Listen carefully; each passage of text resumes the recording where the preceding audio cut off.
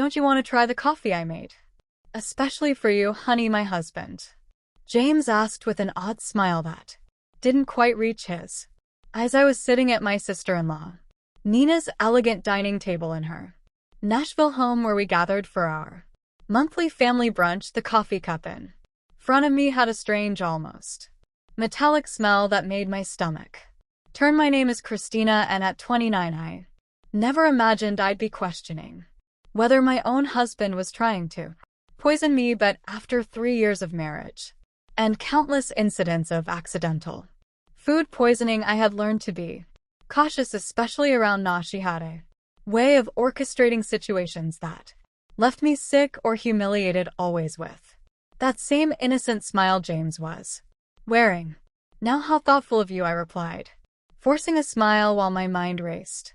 The aroma wafting from the cup was unlike any coffee I'd smelled before. It reminded me of the time last month when I'd ended up in urgent care after drinking tea at Nina's house. The doctors couldn't explain my symptoms, and Na had insisted she'd made the tea exactly the same way she made her own. Na watched me intently from across the table, absently stirring her own untouched coffee. James has become quite the barista lately, she said with a smirk. He's been practicing different brewing methods just for you. The way she emphasized for you sent chills down my spine. I had noticed James spending more time at Nina's house lately, claiming they were planning a surprise for our upcoming anniversary, but something felt off. The whispered conversations that stopped when I entered the room, the strange texts I'd glimpsed on his phone, and now this coffee with its peculiar scent. I lifted the cup, pretending to take a sip while studying their expressions. James and Na exchanged a quick glance that confirmed my suspicions. Making a show of checking my phone, I stood up abruptly. Oh, would you look at that? I need to make a quick call for work. Na, would you mind if I use your study? As I walked past Nina's place setting, I deliberately stumbled quickly, switching our coffee cups in the confusion of steadying myself. I'm so sorry, I exclaimed, straightening up. I'm such a klutz sometimes. Nina waved off my apology with a tight smile. Just try not to break anything in the study. I nodded and hurried away, my heart pounding through the study's doorway. I could still see them at the table now. I just had to wait and watch from the study doorway. I watched Na lift the coffee cup to her lips, and my stomach clenched with anxiety. Part of me wanted to stop her, to warn her, but I needed to know the truth. I'd spent too many nights in emergency rooms, too many hours doubled over in pain, always after sharing meals with them. It wasn't always like this. When I first met James at a friend's wedding in Nashville 3 years ago, he was charming and attentive. Na had seemed welcoming too, inviting me to family gatherings and offering to help plan our wedding, but looking back, I should have noticed the red flags, the way she would accidentally spill things on my dress at important events, or how my food always seemed to have extra seasoning when she helped cook. The incident started small, an upset stomach here, a mild allergic reaction there. James always had an excuse ready. Maybe it was something you ate earlier, or you must be coming down with something, but the pattern was becoming clear. The worst was 2 months ago when I ended up hospitalized after eating breakfast at their house. The doctors found traces of something in my system they couldn't identify, but James convinced everyone I must have taken some expired medication. I gripped the door frame, watching as Na took another sip of the coffee. James was typing on his phone, seemingly unconcerned. My own untouched cup sat cold on the table where I'd left it. The metallic smell still lingered in my nose, making me shudder. A slight tremor in Nina's hand caught my attention. She set down the cup, her face suddenly pale. James, she said, her voice shaking. Something's wrong. James looked up, his expression changing from confusion to horror as he realized which cup she was drinking from. He jumped up, knocking over his chair. Na, what's happening? Na's hands were trembling violently. Now I feel. She tried to stand but stumbled, grabbing the edge of the table for support. James, what did you put in that coffee? I stepped out of the study, my Phone already recording. James was beside. Now his face ashen. That wasn't supposed to be your cup, he whispered, but in the silence of the dining room his words carried clearly. Nina's eyes widened with realization and fear. Call an ambulance, she gasped, sliding to the floor. Please, I can't. I dialed 911. Immediately, my hands steady despite the chaos unfolding before me. Na was on the floor now, her body racked with violent tremors. James knelt beside her, panic written across his face as he realized their plan had backfired spectacularly. Emergency services, yes, we need an ambulance at 1542 Maple Grove Drive, I said, clearly keeping my phone recording with my other hand. My sister-in-law appears to be having a severe reaction to something in her coffee. She's conscious but experiencing tremors as I spoke to the dispatcher. Nina's eyes locked onto mine. The usual cold calculation in her gaze was replaced by raw fear. Christina, she gasped. You switched. You knew, ma'am. The ambulance is on its way, the dispatcher assured me. Please stay on the line. James was growing more frantic by the second. Now what's happening? That wasn't supposed to. I mean, it wasn't meant for. Shut up, James. Na snapped through gritted teeth, her anger momentarily overcoming her distress. This is all your fault. You said it would just make her sick enough to miss the board meeting next week. You promised it wouldn't be traced. My blood ran cold. The board meeting where I was scheduled to present my proposal for a major client account, the same account Na had been trying to land for months at our competing firms. Everything started clicking into place. The tea last month, I said, my voice surprisingly steady, and the breakfast incident 2 months ago. Those weren't accidents, were they? Nina's face contorted with another wave of pain. The tea that was supposed to keep you home during the Johnson contract presentation, but you went anyway. She clutched her stomach, doubling over. James said, he said we just needed to discredit you, make clients think you were unreliable. The sound of sirens filled the air outside. James stood up, backing away from both of us. Na, stop talking. You don't know what you're saying. I know exactly what I'm saying. Na spat, her words slurring slightly. We've been planning this for months, ever since Christina started outperforming me at every client meeting. You were supposed to make sure she drank.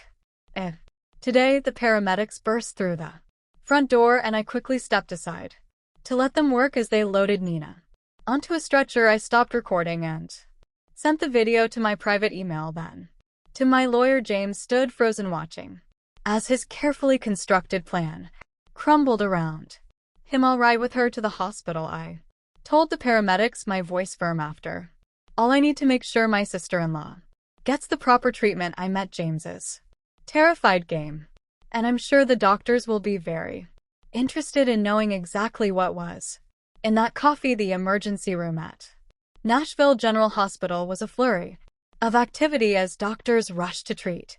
Now I sat in the waiting room, my phone clutched in my hand, repping the recording of Nina's confession. The tremors in her voice, the panic in her eyes, it was all the evidence I needed to prove this wasn't just paranoia on my part. Family of Na Anderson, a nurse called out. I stood up, noting James's conspicuous absence. He'd mumbled something about parking the car 20 minutes ago and hadn't returned. I'm her sister-in-law, I said, following the nurse through the double doors. How is she? She's stabilized, but we found concerning levels of toxins in her system. The nurse's expression was grave. The doctor would like to speak with you about some unusual findings in her blood work. Dr. Phillips, a tall woman with graying hair and sharp eyes, was waiting by Nina's room. Mrs. Bennett, could you tell me exactly what happened before your sister-in-law became ill? I took a deep breath, pulling out my phone. I think you should listen to this first. I played the recording from brunch, watching the doctor's expression change from professional concern to alarm. This is very serious, she said, making notes on her tablet. The substance we found isn't something that accidentally ends up in coffee. We're looking at deliberate contamination. Just then James appeared at the end of the hallway, his face pale and sweaty. He'd clearly overheard the Doctor's words, Christina, he started, taking a step toward me. Let me explain. Stay back, Dr. Phillips warned, pressing the nurse's call button. Security to room 412, please. James raised his hands in surrender. This is all. Misunderstanding. Na was confused. She didn't know what she was saying. Really? I pulled up the text side. Discovered on his phone last week, the ones I'd secretly forwarded to myself. So these messages between you and Na about making sure she's out of commission before the Henderson presentation were just friendly conversation. His face drained of color. You went through my phone after I found the strange in your desk drawer? Yes, I did. I turned to Dr. Phillips. Doctor, I've been hospitalized 3 times in the past 6 months with unexplained symptoms. I'd like to know if they match what you found in Nina's system today. The doctor's eyes narrowed. We'll need to run some tests to compare. Security will make sure your husband remains available for questioning. 2 security guards appeared, positioning themselves on either side of James. He looked his carefully constructed facade crumbling. Nina and I, he stammered, we're just trying to help you slow down. You were working too hard taking all the big clients. Na said, if we could just make you take some time off by poisoning me. My voice was steady, even as my hands shook with rage. How long have you been doing this? Was it you who tampered with my food at the Christmas party too? James's silence was all the answer I needed. Behind him, I could see Nina's room where she lay connected to various monitors. Her earlier bravado was gone, replaced by the fear of someone who knew their schemes had finally caught up with them. Detective Mendoza is on her way, Dr. Phillips said quietly. She'll want to take statements from everyone involved. I nodded, feeling a strange sense of calm. The truth was finally coming out, and there was no going back. Detective Mendoza arrived within the hour, her presence commanding attention. In the sterile hospital corridor, she was a seasoned investigator who specialized in domestic abuse cases, and she listened intently as I played the recording from brunch and showed her the text messages. Mrs. Bennett, she said, reviewing her notes. You mentioned previous hospitalizations. Can you tell me more about those incidents? I pulled out my phone again, opening a document I'd been quite maintaining for months. The first time was in February. After a dinner at Nina's house, I had severe stomach pains and dizziness. The second was in April, the tea incident, and then in June after breakfast with them. My voice remained steady as I continued.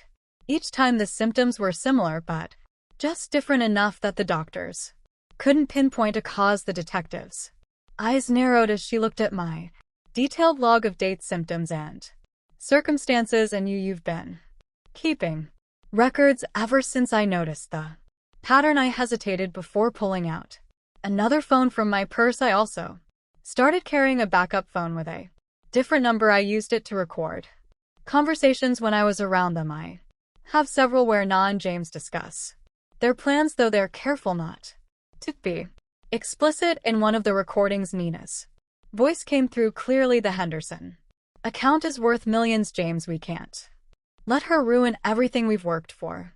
Just stick to the plan. A few days of illness should be enough. James's response was equally damning. I've got something stronger this time. She won't make it to the presentation. Detective Mendoza's expression hardened as she listened.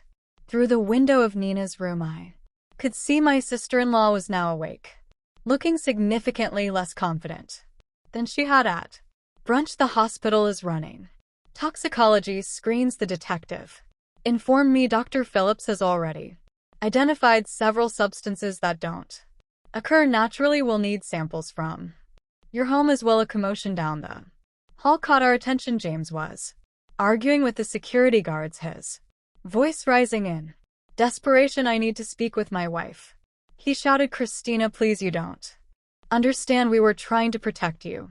Detective Mendoza stepped between us. Mr. Bennett, you're not helping your case.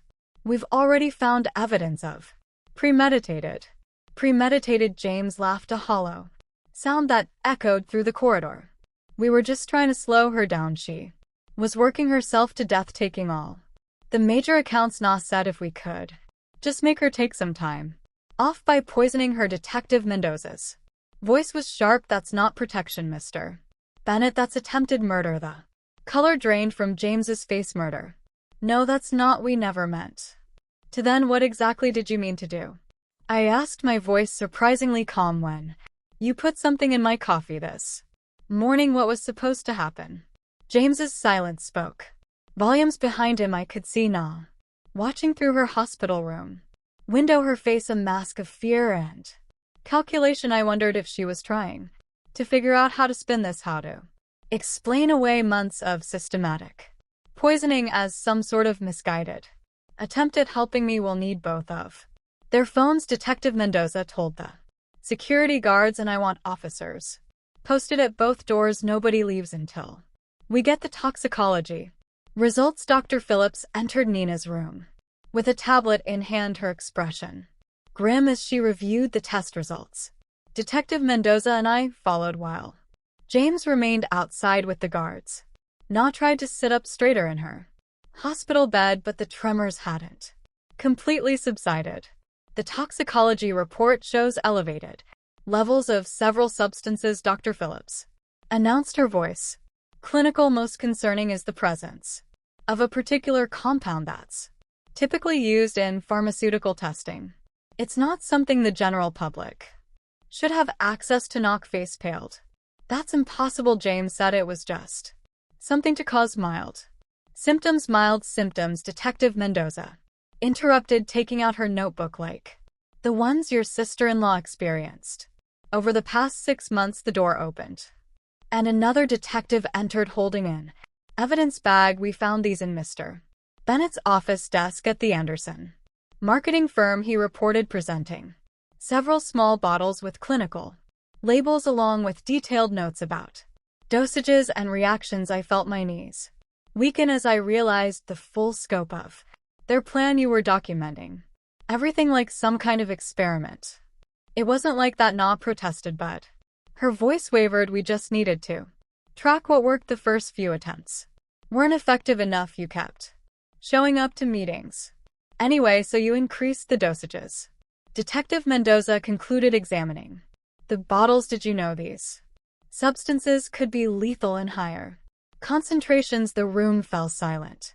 James, still visible through the window, sank into a chair in the hallway, his head in his hands. The Henderson account, I said, slowly, pieces clicking into place. It wasn't just about that presentation, was it? You needed me out of the way permanently because the client specifically requested me as their lead. Knock face contorted with a mixture of anger and fear. You were ruining everything I built, that client portfolio, for years, and then you show up and suddenly everyone wants to work with you. Instead, James said he could fix it by killing me. The words hung in the air, heavy with accusation. We weren't trying to. Na started, but Dr. Phillips cut her off. The concentration in the coffee you drank today, the doctor stated, looking directly at Nina, was significantly higher than previous samples we've analyzed from Mrs. Bennett's earlier hospital visits. If she had consumed it, the outcome would have been severe, possibly fatal. Detective Mendoza turned to the other officer.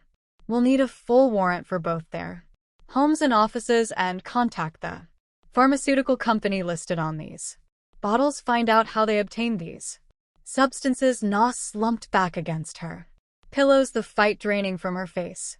It wasn't supposed to go this far, she whispered. James kept saying we just needed one more try. I stepped closer to her bed, my voice steady despite the trembling in my hands. Every time I got sick, every meeting I missed, every client I lost, you were both there watching, taking notes on how your poison was affecting me. What kind of people does that make you? The silence that followed was deafening. Outside I could hear James being read his rights as additional officers arrived. Na stared at her hands, unable to meet my gaze. Detective, I said, turning away from my sister-in-law, I'm ready to make my formal statement. Now the trial lasted 3 weeks, but it felt like years. I sat in the courtroom each day watching as the prosecution methodically laid out their case against James and Na. The evidence was overwhelming. The bottles from James's Office their detailed notes on each poisoning attempt, the recorded conversations and text messages discussing their plans. What struck me most was their demeanor throughout the proceedings. Usually so polished and confident, looked small in her defendant's chair. James couldn't even look at me, keeping his eyes fixed on the floor as expert witnesses detailed the potentially lethal effects of the substances they'd been using. Dr. Phillips's testimony was particularly damning. She presented a comprehensive analysis showing how they had gradually increased the dosages over time, demonstrating clear intent to cause serious harm. The pharmaceutical company representative confirmed that James had stolen the compounds through his college friend who worked in their research department. The defendants showed a calculated pattern of behavior. The prosecutor argued in her closing statement this wasn't just corporate sabotage, it was a systematic attempt to harm Mrs. Bennett, with a clear escalation that could have resulted in death. When the verdict was finally read, I felt no joy, only relief. Both James and Nino were found guilty on multiple counts, including attempted murder and conspiracy. The judge's words echoed through the silent courtroom. The premeditated nature of these actions, carried out against a family member over an extended period, demands the maximum sentence. I watched as they were led away in handcuffs, thinking about how greed and jealousy had twisted two people I once trusted into something unrecognizable. Their business, their reputations, their freedom, all sacrificed in an attempt to destroy me. 1 year after the trial, I stood at the podium of the Nashville Business Leaders Conference preparing to give the keynote speech. The irony wasn't lost on me. This was exactly the kind of opportunity Na had tried to prevent me from achieving.